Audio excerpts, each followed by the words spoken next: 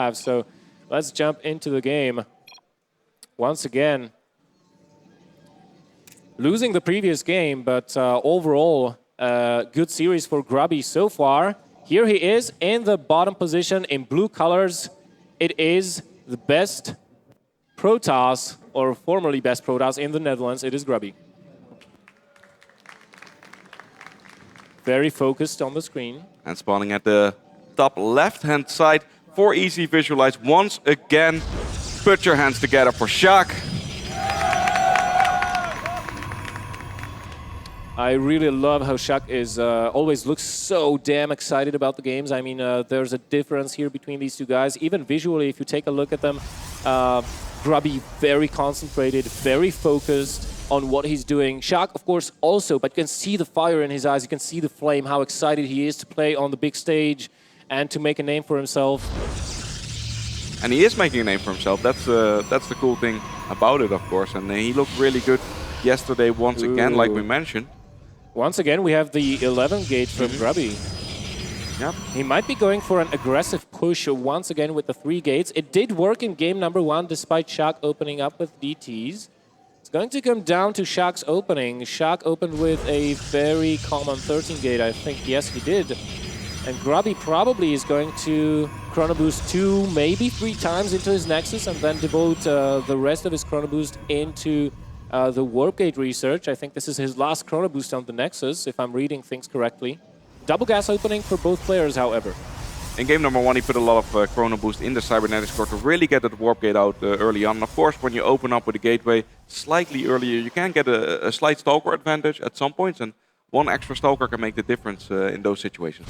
Yeah, and if your opponent does not Chrono Boost their Warp Gate research enough, you might even get one Warp Gate cycle ahead of your opponent. But just look at the production tab right now, how much earlier already the Cybernetics core is for Grubby in comparison to Sjaak. And if you start adding up the fact that if Sjaak does not use the Chrono Boost, it's going to make a big difference. I think in game number 1 it was more than a minute. Yeah, it was. It was approximately 1 minute. And this is sort of like a repeat of the first game. Same opening for Sjaak, same opening for Grubby. Let's take a look at Sjaak's gases for a second. I'd like to see the number of probes that he saturated the gases with. We can have that. Grubby scouting his opponent's location, not really finding out just yet. Sjaak already knows where his opponent is. And there's the Twilight Council once again for Sjaak. Now here's the question, is he going to go DTs or is he going to go Blink? Grubby already building proxy pylons all over the place.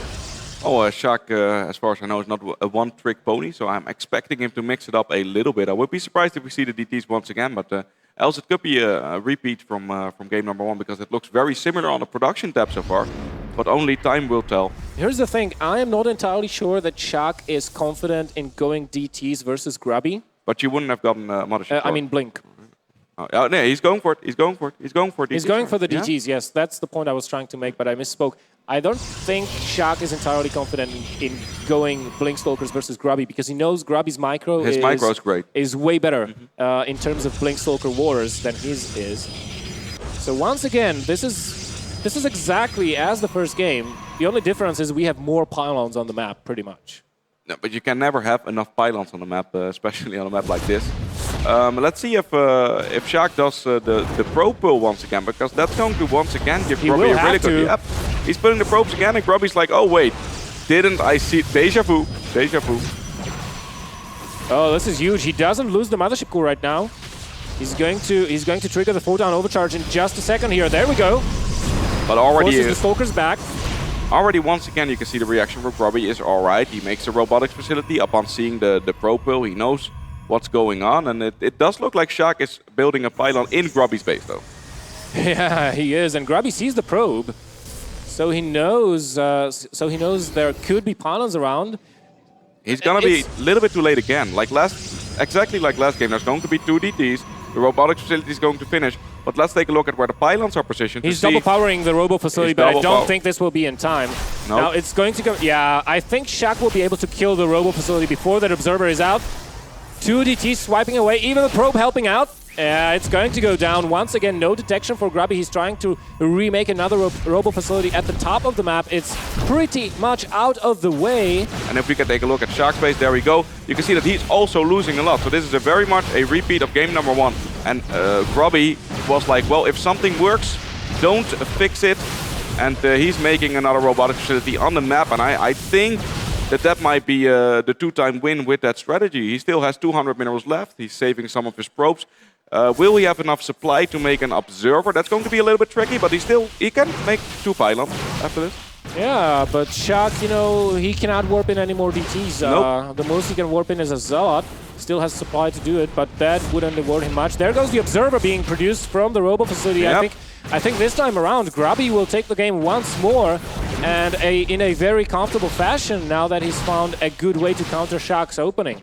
Well, I'm going to place a bet that Sjaak will not go DTs in the next game, because if you lose twice with that strategy, I don't think you're going to do it again. But Grubby, just the great response altogether, and he should in time win this one. Once the Observer is revealed, Sjaak will stop chasing. Yeah, he's just waiting for the Observer to come around, and Sjaak should know what is happening, but there's no way in hell he will be able to kill all the buildings of Grubby before Grubby gets the better hand. There's the Observer. DTs go down, and this should be it. GG gets called. Grubby 2-1 over Sjaak. We are at a match point.